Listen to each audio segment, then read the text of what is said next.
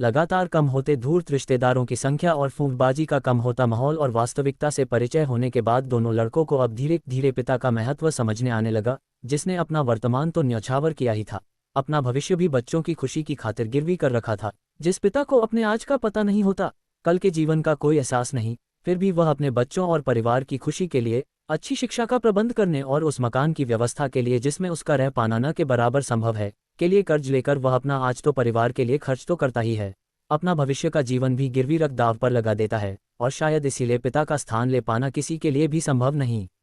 ये बात अब धीरे धीरे बच्चों को समझ आने लगी, और कल तक जिन आंखों में दौलत की चमक थी, तब पिता की याद में आंसू नजर आने लगे, और यह सब मात्र हमारे आने के 12 घंटे के भीतर किसी चमत्कार की तरह घटित हुआ। मैंने देखा आज संध्या के समय बिल्कुल ठीक समय पर दिया बाती की गई, और सभी यथोचित क्रियाकर्म वह भी किए गए।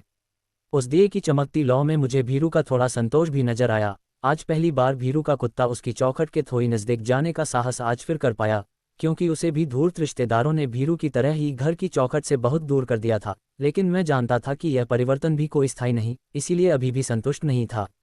संध्या समय आज पहली बार कितने दिनों बाद भीरू की पत्नी और बच्चे उसके दादा दादी का हाल पूछने मेरे घर आए, और उनसे अपने घर चलने का अनुग्रह करने लगे, जिसे उन्होंने ये कहकर दांतते हुए टाल दिया कि यदि इतनी ही चिंता की होती तो मुझे कैलाश के भरोसे अस्पताल में नहीं छोड़ाते। ठीक है, अभी तुम जाओ, जब मन होगा हम भी आ जाएंगे। कहते हुए उन्होंने उनको जाने का कहकर उन्हें अनदेखा कर आपस में बातचीत करने लगे। उनके इतने रूखे व्यवहार ने भीरू के परिवार को आहत तो किया है, लेकिन साथ ही साथ उनकी गलतियों का एहसास भी करा दिया। लेकिन इतने पर भी भीरू का ससुर नहीं माना, और मुझसे पुनः कैलाश के दिए हुए रुपयों के विषय में पूछ बैठा, जिसमें जवईसा की भी सहमति मुझे नजर आई। मैं कुछ कह पाता इसके पहले ही भीरू के पिताजी ने उन्हें डिटकारते हुए कहा, कौन से पैसे, और उससे आपको क्या? हाँ, लेकिन फिर भी आप जानना चाहते हैं तो उसमें से कुछ पैसा अस्पताल में खर्च हुआ, उस बिल को चुकाने के लिए जिसे आपने अभी आता हूं कहकर कैलाश के हाथ में थमा आए थे। आपको क्या लगा मुझे कोई जानकारी नहीं? बेटा मरा है, आंखें नहीं गई, वो पैसे इन्होंने मुझे दे दिए हैं। भला हो भीरू ने रिश्ते तो नहीं लेकिन दोस्त अच्छे बना रखे थे, वरना आज तो आप हमें अस्पताल में ही छोड़ आए थे। ये सुनते ही उसके ससुर का चेहरा फीका पड़ गया, और सफाई झाड़ने लगा कि वह तो बस रुपए लेने टी.एम. तक आया था। लेकिन उसी पल भीरू के पिता ने उन्हें हाथ दिखा शांत करा दिया, और वो कुछ न बोल पाया। उन्होंने भीरू के बड़े बेटे को बुलाकर बोले, और तुझे क्या नाम आ गया था? तू भी क्या पैसे गिनने गया था साथ में? बहुत बड़े हो गए हो, कल जाकर राशन वाले से सामान ले आना। यदि डिस्प्रिया करने का विचार हो तो मैंने लिस्ट और पैसे कैलाश के हाथ ही भेज दिए हैं, और अगर न हो सके तो वो भी बता देना, उसे भी मैं किसी और के हाथ बुलवा लूंगा। तुम्हारे पिता की तो नहीं कह सकता, लेकिन मुझे अपने बेटे का क्रियाकर्म अच्छे से करना आता है। भगवान दुश्मनों को भी ऐसे दिन न दिखाए। कहते हुए उनकी आंखें नम हो गई, जिन्हें मेरे पिताजी जो पास ही बैठे थे उनके कंधे पर हाथ रख उन्हें समझाया, और श्रीमती जी ने सभी को बात न करने का कहें विदा किया।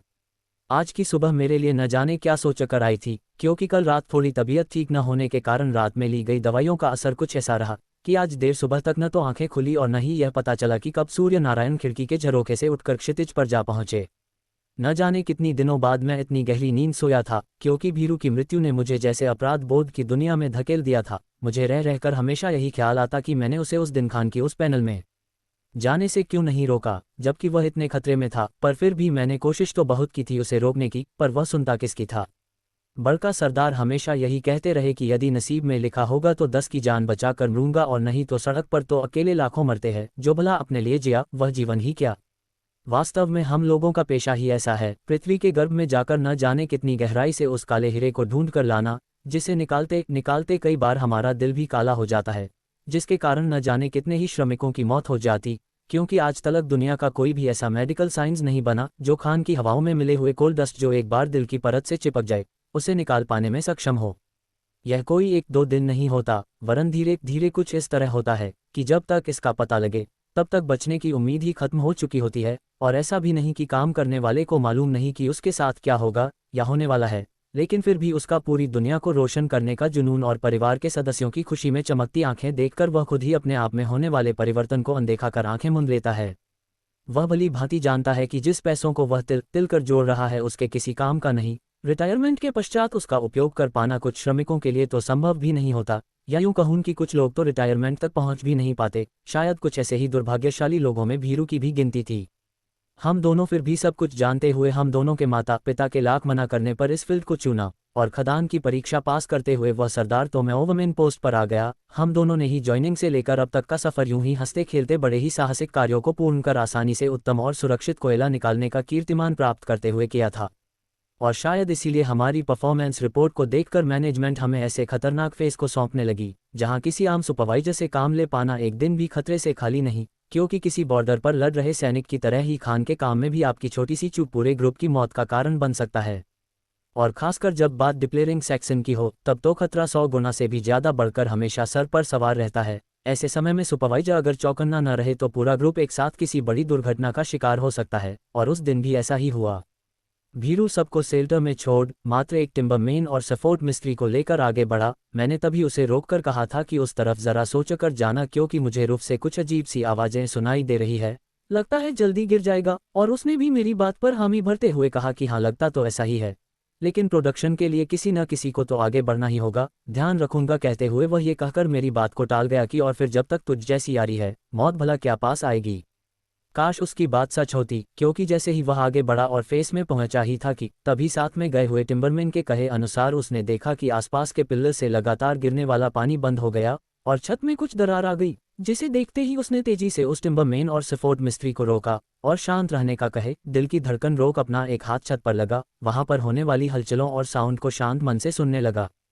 तभी वो अचानक चीखा, भागो यहाँ से, ये छत कुछ ही समय में गिरने वाली है, और जो भी दिखे उससे कहो जहां भी है आड़ लेकर छुप जाए। इससे पहले कि वो कुछ और भी समझा पाता, दोनों साथियों को उसने साइड वॉल की तरफ धक्का मार ठेल दिया और बड़ी तेजी से उन्हें भागने का आदेश दे खुद सिल्वेस्टर चैनले वहां के एक काग को खोलने लगा। शायद उसे उम्मीद थी कि यदि पास के सपोर्ट वाली छत बैठ जाएगी तो शायद एयर प्रेशर से होने वाली बड़ी दुर्घटना को टाला जा सकता है।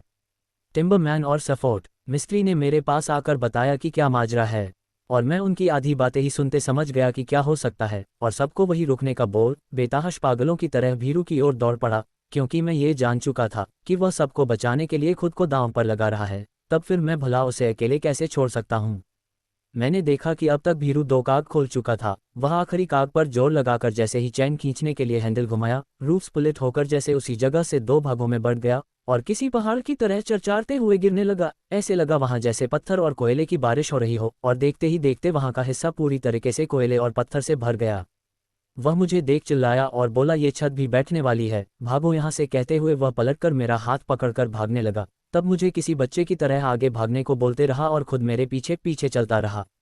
हम लगभग फेस से बाहर आ ही गए थे कि तभी धमम्मम की आवाज़ के साथ गोफ के अंदर का हिस्सा बैठा और तेज हवा के प्रेशर से लकड़ी का एक बड़ा टुकड़ा बड़ी तेजी से उड़ते हुए मेरी ओर बढ़ा, जिसे तेजी से भीरू ने आकर रोक लिया और वहीं गिर गया। मैंने उसे उठाने की लाख कोशिश की, लेकिन आज बलिष्ठ शरीर भी इतनी तेज हवा के झोंके से फेंकाए हुए लकड़ी के उस टुकड़े की मार को ना बर्दाश्त कर सका, जो वास्तव में मेरे लिए मौत बनकर आई थी। और वह बीच में अपनी दोस्ती का फर्ज अदा कर गया, छोड़ गया तो सिर्फ मेरे लिए अपराध बोध भरी जिंदगी की। काश उस दिन मैं कुछ कर पाता तो आज भीरू मेरे साथ होता, और इसलिए मैं सब कुछ जानते हुए भी उसके परिवार की लाख गलतियों को क्षमा करने के लिए विवश हूँ।